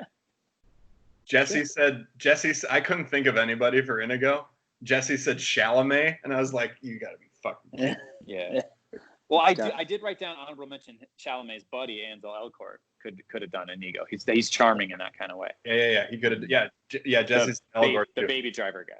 I think if you got a sword fight between Efron and Chalamet, like Efron just like breaks Chalamet's arms. It has to be believable that yeah, like Chalamet can, hold a sword with his left hand.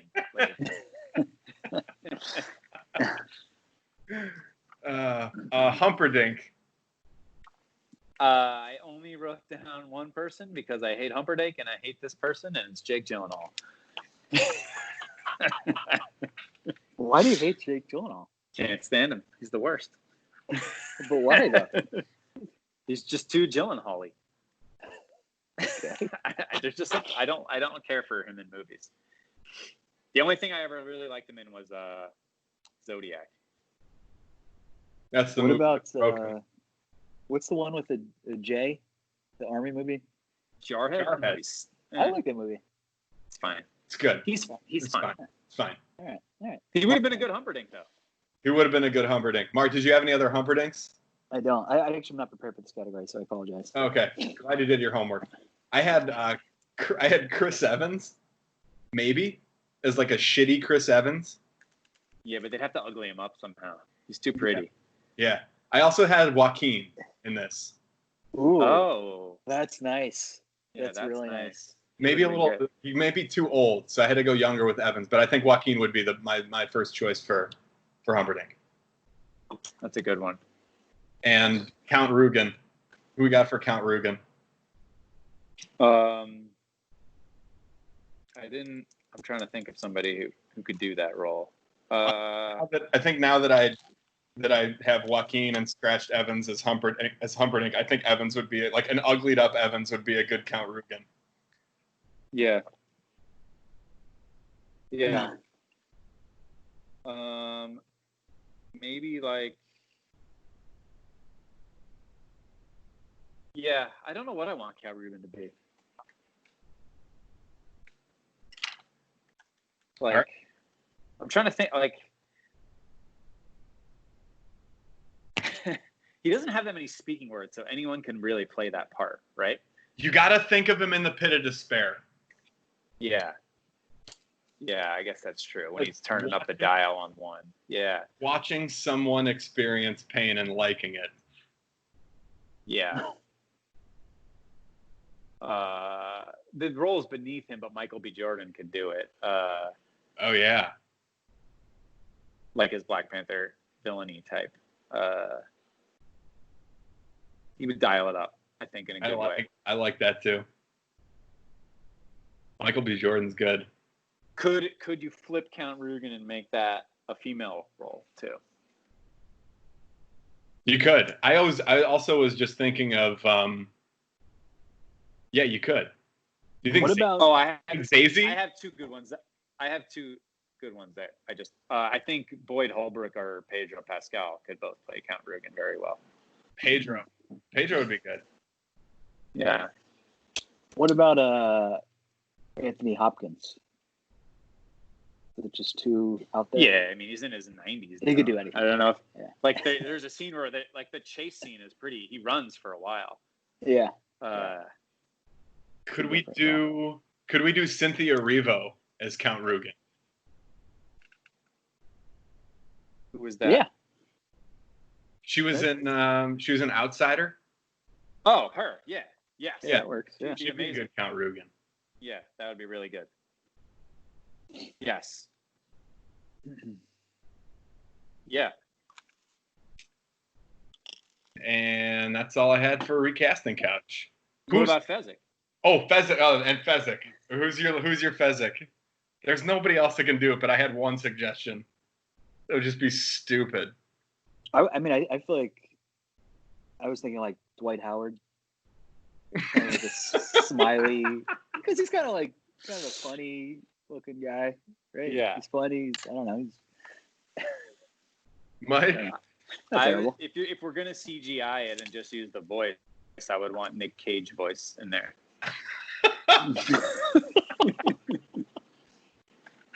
He would never go for that. What do you mean? He goes for anything. You use different moves when you're fighting a group of half a dozen people. My only pick for Fezzik is the only person that popped right into my head, and then after this happened, I couldn't think of anyone else in the role, and then couldn't think of another actor to play him, and that person was Charles Barkley. Yeah. That's not that bad. would be good.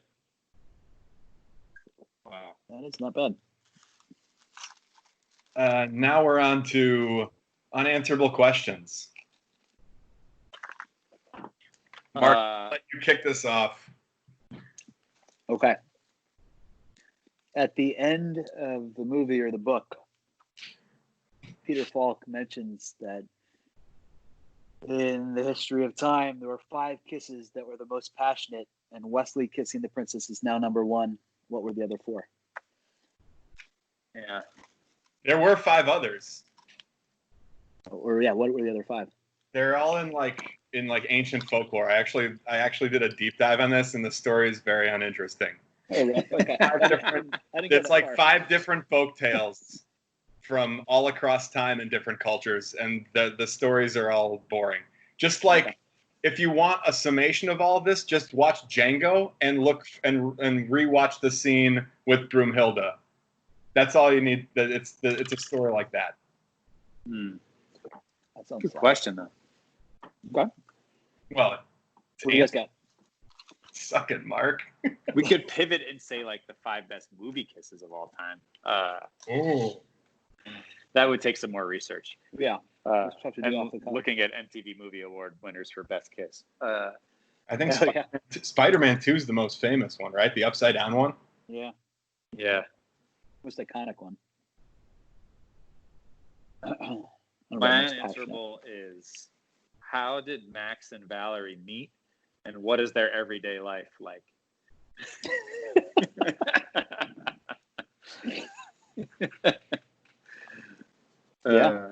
Just picturing it is funny.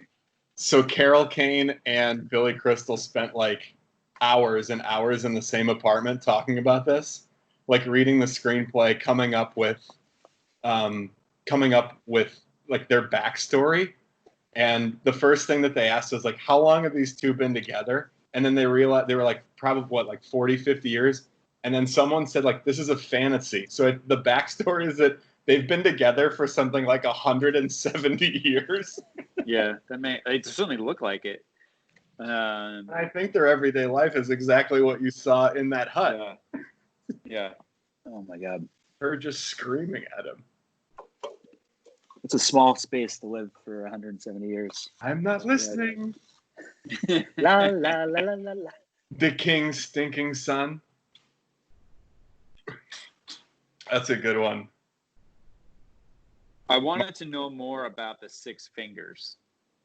I don't know if it's an unanswerable question, but is like we never really see the six fingers that closely either.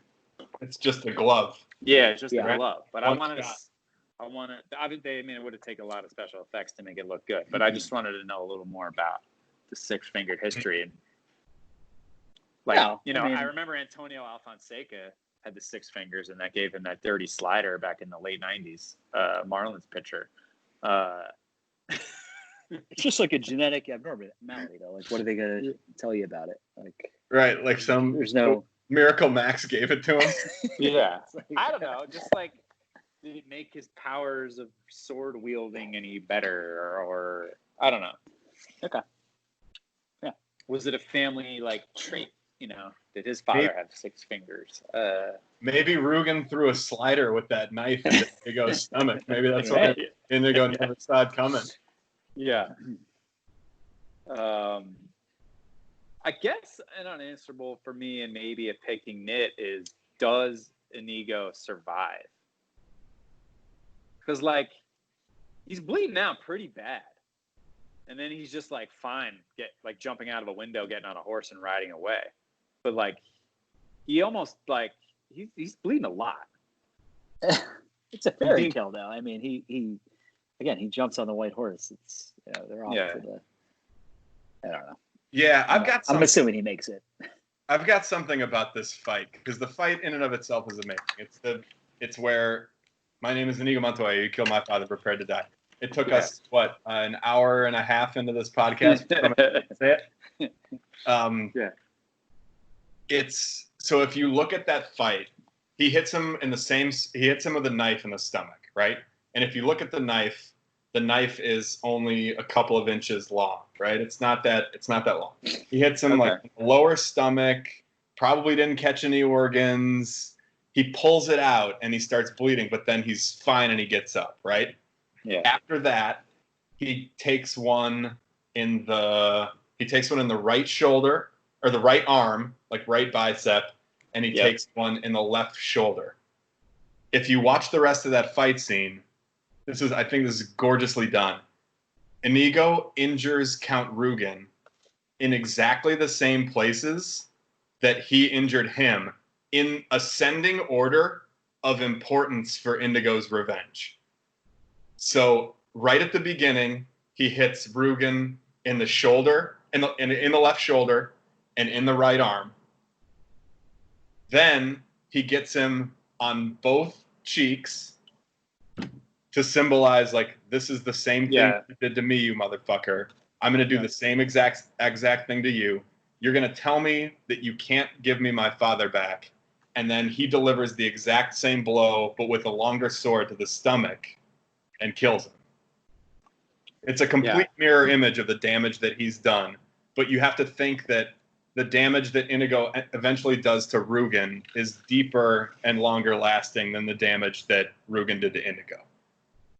Yeah, I guess when I watch it every time, I'm thinking it would be more powerful if he dies while avenging his father. He helps them, it's fine, and then he dies and he's okay with it because he finally got his revenge on the six-fingered man. Like, what's he doing the rest of his life now? He says it. He's like, I don't know what you do when your whole life has been spent doing revenge. Like, maybe that's the unanswerable. But we know what happens to him. We know what happens to him. He becomes the Dread Pirate Roberts. Oh, okay. Wait, does he? I didn't know. Yeah, he says you would make a good Dread Pirate Roberts. Yeah. Oh, so he says, so while they're waiting in the window, this is my favorite Inigo line. He goes, I've been in the revenge business so long. Now that it's over, I don't know what to do with the rest of my life. And Wesley says, have you ever thought about pirating? You'd be a wonderful Dread Pirate Roberts. And Inigo just looks at him and goes, okay. That's fair. He becomes the new Dread Pirate Roberts. I have to say, I agree with you, Mike, though. The idea of him dying, I feel like that is kind of fulfilling, like, the destiny part of it. Because the other movie I think about that I think is, like, the greatest, like, revenge film is, what's the name of it? Where Denzel Washington... Man on Fire. Man on Fire. It's the, like, and he dies at the end. Like, he, you know, recaptures the girl in that movie, and, it, you know, it's this whole heroic thing. And I feel like that's a big part of revenge. It's just kind of like you fulfilled your... thing that you want to do in life. Yeah, Gladiator is another good example. Yeah, I feel like that's a big part of the revenge story. I'm fine with him being the Dread Pirate Roberts. It's a fairy tale, and if you want, it's a kids' movie theoretically, so you want to have the happy ending. But yeah, that's a good point too. If you're showing it to your kids, like you have to wait. If Inigo dies in the movie, you've got to wait like another 2 to 3 years to show this to kids. Yeah. Whereas there's also, like, because Humperdinck lives too, and there's a point where Fred Savage is like, who gets him? Who kills Humperdinck? Yeah. and then the grandpa goes, you know what, maybe we better stop. You're taking this very seriously. I can see you're very upset. He's like eating the grilled cheese at the same time. Unanswerables. Who else has got him? The only one I had, and I feel like it's kind of answered in the film, so I take this with a grain of salt, is just in the duel between the Man in Black and Inigo. They both start left-handed. If Inigo actually starts right-handed, does he beat the Man in Black who's left-handed? No, he would have switched over. You think he knows the switch? Yeah, that's fair. Yeah, that's a good question. Yeah. Mike, any others? I don't think I had any others. It's not.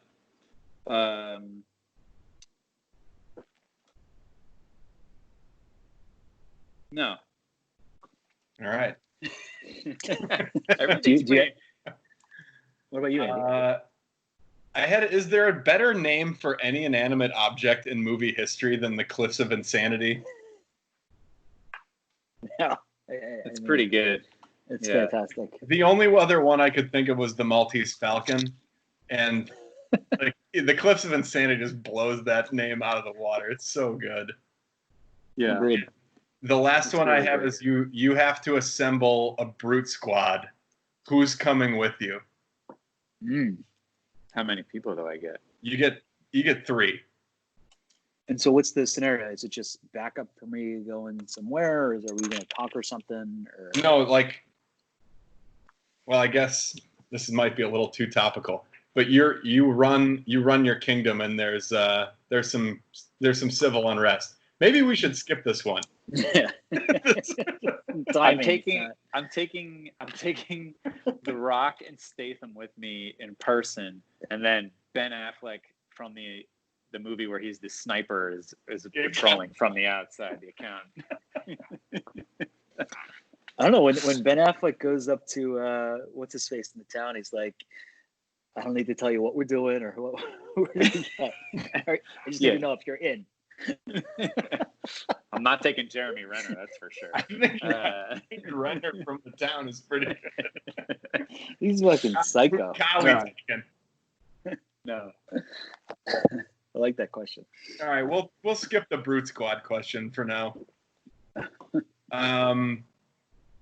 Half-assed internet research. I feel like we did a lot of this already. Yeah. Only like there's a ton of stuff about like where it was filmed, what happened. Like we touched on the fact that like Ellis and Patinkin did all of their own swordplay. They studied it. That Crystal's character was just an amalgam of all of his relatives, while Sean being nervous. I have one. I like when Count Rugen hits Wesley over the head. Rob Reiner told him to do it for real. Or no, Carrie Elways told him to do it for real, and he did it too real. He hit him hard enough they had to shut down production for an entire day because he was in the hospital. They actually knocked him out. That's the take that they used. Yeah, I read they did multiple takes, wasn't working, right? The first 10 takes or something wasn't working. Right. And like the only one that I had was like there's so many injuries that were suffered on set. So Wesley gets hit over the head. Rugen hits him in the head. My favorite one. So Patinkin actually bruised a rib, keeping himself from laughing during the Miracle Max scenes. And Rob Reiner actually threw up on set because he was laughing so hard he needed to leave the set to throw up during all that improv that Billy Crystal was doing. But my favorite one is Carrie Ellis broke his toe. But he broke his toe not filming anything. Andre the Giant needed a four-wheeler to get around on set in the English countryside, and he was always just like egging. He had a crew member who would drive him around from place to place. But while they were on set, Andre was always like egging on Elvis to drive him, like, you need to drive me to the next spot. Like, you got to drive. And finally he did it. And Andre kept telling him to like floor it, like stop driving so slowly and floor it. He floored it. They hit a rough patch of rocks, and Elvis's toe got stuck between two components in the ATV and actually ended up like snapping it and breaking it. And so they tried to keep it from Reiner for as long as they could, but Reiner ended up finding out, and instead of firing Elvis and replacing him, they just had him do a bunch of scenes with a broken toe. And the only one that you can see is if you watch the fire swamp scene where they run through that ravine into the fire swamp, he's running with like this weird, like kind of gated limp. And that's because he's running with a broken toe. That's pretty funny. Wow. I had love the idea that like Andre the Giant's following you around everywhere, being like, you got to drive me to the next place. Yeah. The giant rodents were like created with people inside. Yeah. So like, but on the day that they were supposed to wrestle, like the scene where he wrestles, the stuntman who was inside the rat couldn't be found. Apparently he got pulled over for drunk driving the night before, and the police didn't believe him that he was a stuntman playing a giant rat in a movie. That's amazing. Not that he should have been let go if the policeman believed him anyway, because it sounds like he was speeding while drunk in the English countryside. But he had to like spend a day in jail, and then they had to reschedule the scene. Oh my god! Can you imagine being that cop hearing that story? Or like, yeah, the giant rat. Okay. We've heard this one before. It must have been a blast to be on this set. I mean, in Ireland, just drinking up a storm, like doing this funny fairy tale. Yeah, I mean, you could just get wasted with Andre every night. Yeah, it sounds fantastic. Everyone felt the exact same way. There was no one on the set that didn't love being there, and Carrie Ellis and Robin Wright apparently were so like taken with each other that the last kiss that they had, the last kissing scene on horseback, which Mike didn't want to end the movie. He wanted them all on horseback outside of Fred Savage's window, waving in the snow. No, they could have gone back to that scene. It would have been fine. Just not Crystal. Okay, all right. Okay. Bye-bye, boys. Have fun storming the castle. I used to say that to my single friends all the time when they would leave a bar early to go hook up with somebody. Wow. It would take a miracle. But they... also a good line to say your buddy's sleeping bar. Yeah, right. Take them. You think it'll take a miracle?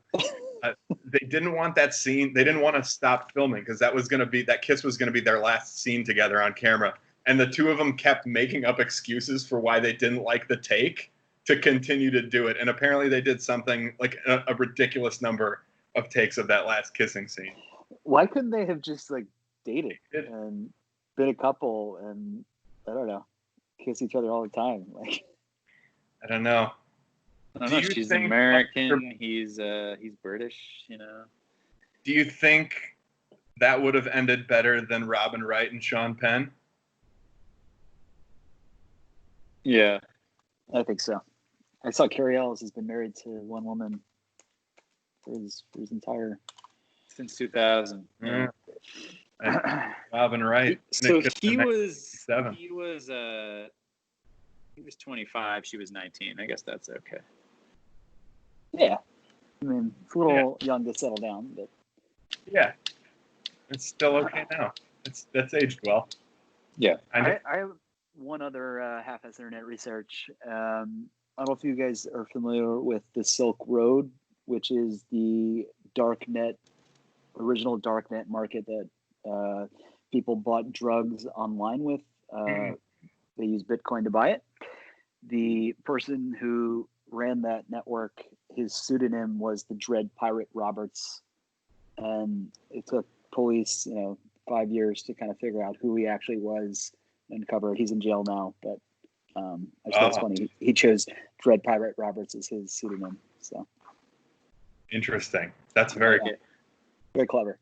Dread Pirate Roberts was based on a real person, apparently, too. It was a pirate who had a very successful career, maybe his most successful ever as a pirate in the I think it is the actual blurb says, Black Bart Bartholomew Roberts. He is reckoned by many to have been the most successful pirate of all time. I don't even know what that means. I think Trump said that. Many people believe that he's the best pirate ever. There's very many people. They're great people. The great pirate. Is there a list of great? Because I don't know which pirates are real and which aren't. Who's he up against? Blackbeard. Blackbeard. Long John Silver. The pirate from Captain Phillips. Somali pirates. Yeah, I mean, those guys win. They have fucking AK-47s. Yeah, they're winning that battle. And that's all I have for half-assed internet research. I do have, if anyone would like to, before we go to best quotes, was there anything else that stood out to you guys? Like things that they did right? Anything that we didn't get to talk about before we go into quotes? Are you talking about picking nits, or? Yeah, we could pick some nits. I mean, I have some nits to pick. Let's go, Mark. Let's go. I mean, I realize it's a fairy tale, so I'm going to pick my spots here. But does Robin Wright live by herself on the farm? I mean, seems like it's her and Wesley all day, every day. And then when she marries Humperdinck, it looks like it's Humperdinck's father, I guess, walking her down the aisle. Yeah, I don't get it. I don't get what's going on there. Yeah, where's her family? Yeah. She was raised, Buttercup was raised on a small farm in Florida, but we don't know by whom. My question: Who hired the farm boy? She didn't. Right. Yeah. How's she paying him? Why is this guy helping out? I think we find out how she's paying him toward the end. So my question is, Jesse asked me the same thing too. She goes well, where are her parents? So we didn't. There's no character development around her family, where she came from, what that story is. We don't know, outside of Humperdinck, we don't know who anyone's parents are, or where they came from, or how they got to this point. We don't hear a backstory of anyone other than unemployed in Greenland, and when I found you were so slobbering drunk you couldn't buy brandy. We don't have a backstory on anybody. So my question is, does having a backstory on any of these people make the movie any better? Probably not. No. I think it's kind of like... But I want to know how she was... she would have been chosen. Her parents would have been involved in that decision, right? Right. But who's running the farm?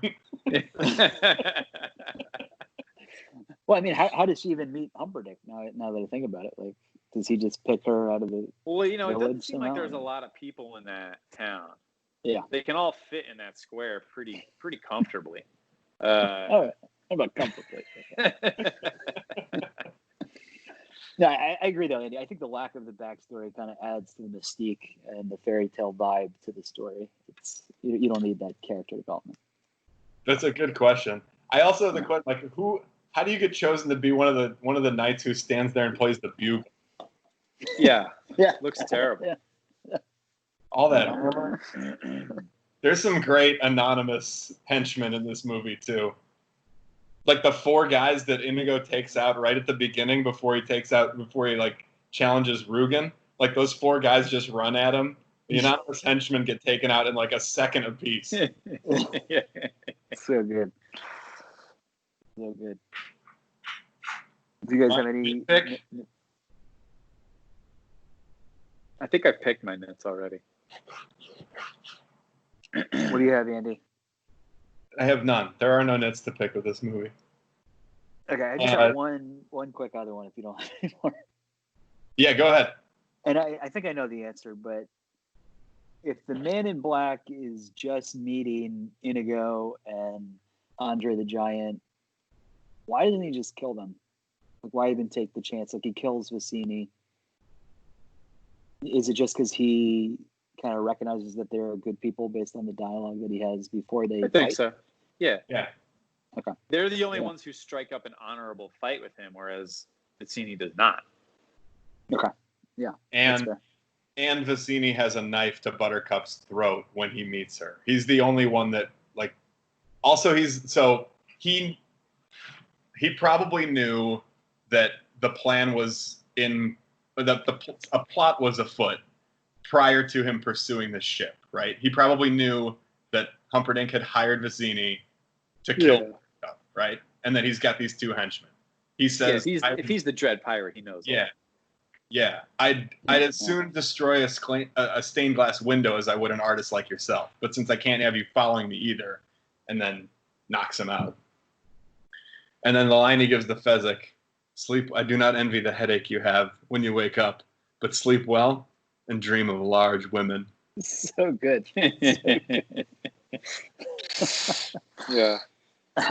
We go to best. The only other one I have is how does Prince Humperdinck know that the Dread Pirate Roberts is always around Florin this time of year when he's sending his 4 fastest? Yeah. Just maybe just like an old tale. I don't know. Everybody knows that. Best quote. Give me all you got, boys. I think there's only one, right? Well, Outside of "My name is Inigo Montoya, you killed my father, prepare to die, and as you wish." What others do you got? Inconceivable. Is good. Marriage. Never get involved in Land One Asia. You said that. This is great. Yeah. I still love. Have you ever heard of Plato, Aristotle, Socrates? Yeah. Morons. It gets me every time. Anybody want a peanut? It's good. That is good. Casual throw-in, and then it's gonna take a miracle. Bye, boys. Have fun storming the castle. I've got a few. So with Inconceivable, I have a theory that that Wesley is most closely related to Vicini than any other character in the movie, because they've chosen kind of the same path. Like Wesley is the Dread Pirate Roberts, Vicini is basically a hired hand for plotting evil strategy, right? Same thing. Same thing with the Dread Pirate Roberts. They're kind of in it for the same reasons, other than the fact that Wesley's got true love that's actually driving him once he figures this out, once he makes his way back to Buttercup. But at the end of the movie, it's basically a second battle of wits when he's in the bed and Humperdinck walks in, because he can't walk, right? He still can't walk. Can't do anything. Yeah. And what he ends up doing is doing the exact same thing that Vicini does at the beginning of the movie to Inigo and Fezzik when he's insulting him. He's like, "You miserable vomitous mass," like things like that. Yeah. But in the midst of that like rant of insults, he uses the word conceivable, possible. It's conceivable, you miserable vomitous mass. Like it's the only like that word and inconceivable come up.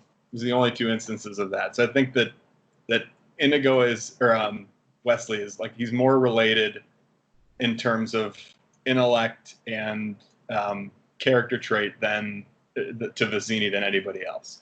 I don't know if that tracks. That's fair. Yeah, I like that. It's a long way to explain why inconceivable is a good quote. But yeah. Sidebar. Why won't my arms move? You've been mostly dead all day. It's a good delivery from Andre there too. You seem like a decent fellow. I'd hate to kill you, and you seem like a decent fellow. I'd hate to die. I hate to kill you. I think. What about the ROUs? ROUS? Like it's thrown in there so it's like stupidly. Like, yo, you mean the rodents of unusual size? I don't think they exist. After he's seen two of them looking at her. Yeah. I think life is pain is like a nice, more serious quote. Anyone else? Anyone that says otherwise is selling something. Yeah, it's truth. Preach. Inigo, The dialogue is so good. The screen, like, the whole movie is quotable. After inconceivable said for like the third time, Inigo's like, "You keep using that word. I do not think it means what you think it means." And right before that, he goes, like while they're in the ship waiting to get to the cliffs of insanity, Inigo goes, "Look, he's right on top of us. I wonder if he's using the same wind we're using." It was a nice subtle. It's just amazing. And they get up on during the meet of Inigo and Wesley. He says, "I just work for Vizzini to pay the bills. There's not a lot of money in revenge." Like, why don't they make movies like this anymore? Is it too hard to do it? Because it doesn't seem like it'd be costly. It just has to be well written, I guess. It's William Goldman. You can't if you get Goldman to write a movie for you, it's fucking gold. Yeah. Sorry for that one, but it is. There's no other guy like him. He's like one of the greatest screenwriters in the history of Hollywood. He's amazing. But I feel like this genre of movies, like, it's kind of like fairy tale-ish but funny. Like, it's kind of in that Monty Python genre. They've just like faded to obscurity. Like, they don't exist anymore. Yeah. I don't know why.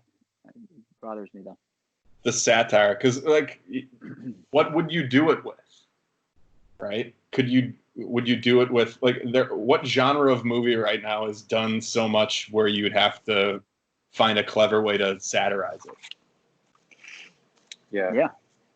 Well, I guess comedy's kind of out there that like there's so much TV and so many movies out there now in the age of Netflix and Prime and Hulu where you don't have one type of show or one type of movie that's dominating the entire culture. And so it's like it's harder to do this. That's true. Yeah. I do feel like, I feel like this is like we're currently in like a dark ages of comedy, right? There's not like funny movies in general made anymore, right? Don't you guys kind of agree? Yeah, people are kind of trying less hard to make something serious now, maybe. Yeah. And the stuff it's so hard to made about you can't really satirize because it would just be insensitive and you're gonna piss somebody off. Yeah, you can't That's the problem. make anything funny anymore because you're gonna like offend somebody and then you're gonna get canceled. Like, can you imagine if Blazing Saddles came out tomorrow? Yeah, no, it'd be bad. I can't. Any of the movies that even like really bad. Wedding Crashers wouldn't fly anymore. No. Any more quotes? I got a few more. Go ahead. The best Humperdinck line of the whole movie is when they're about to go down in the pit of despair, and Rugen asks him if he wants to come with him and watch what he's doing, and he goes, Tyrone, you know how much I love watching you work, but I've got my country's 500th anniversary coming up, my wedding to plan, my wife to murder, and Gilder to frame for it. I'm swamped. Yeah. It's like so good. That is a great quote. So It not. reminds me of the Little Jerry episode where George is coming in with the fugitive sex, and he's like, I don't know, George, fugitive sex, I don't have time for this. I have a cockfight to prepare for. Storms off. That's good. And then right before they go into Miracle Max, like the whole Miracle Max scene is quotable, but right before they go into Miracle Max, he looks at both of it, Inigo and Fezzik, and he looks at Fezzik and goes, "Who are you?" And he goes, "I'm on the Brute Squad." And Crystal goes, "You are the Brute Squad." Yeah. And then my last one, which I think it's one of my favorites, and it's one that I still use when someone comes in late to a situation and doesn't understand the drama that's going on. Right when Wesley wakes up, and I'll take you both apart. I'll tell you both apart. I'll take you both together. He goes, "Let me explain. No, there is too much. Let me sum up. Just Mary Humperdinck in little less than half an hour." And the whole thing from it, like, let me explain. No, there is too much. Let me sum. It's so good. It's so subtle. It works so well. And that's all I had for quotes, even though There's a lot of them. Who won the movie?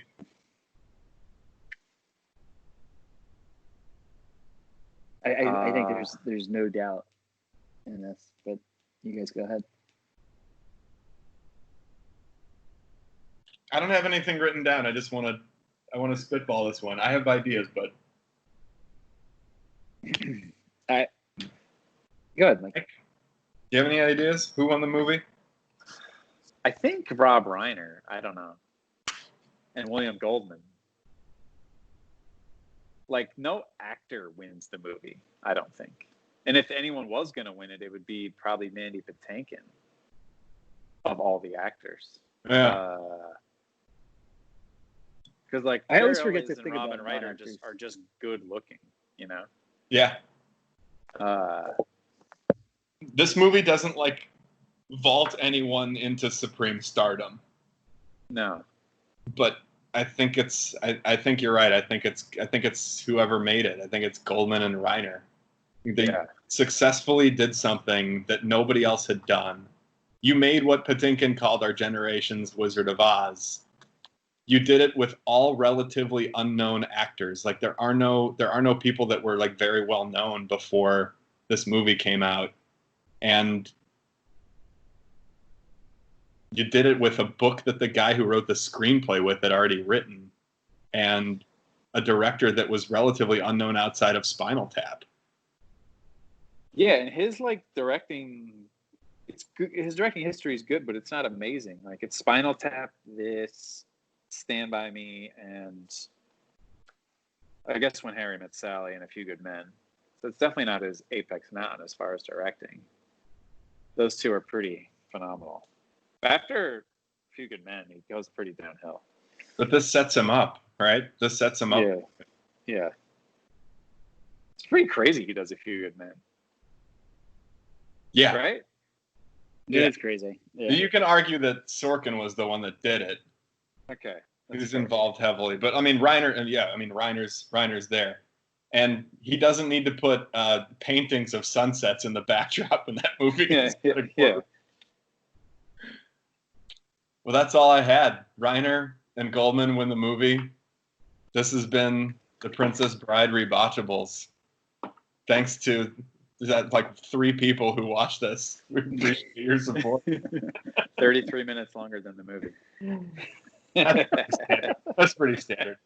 Pretty crisp for us, though. This is our shortest one ever, though, right? Yeah.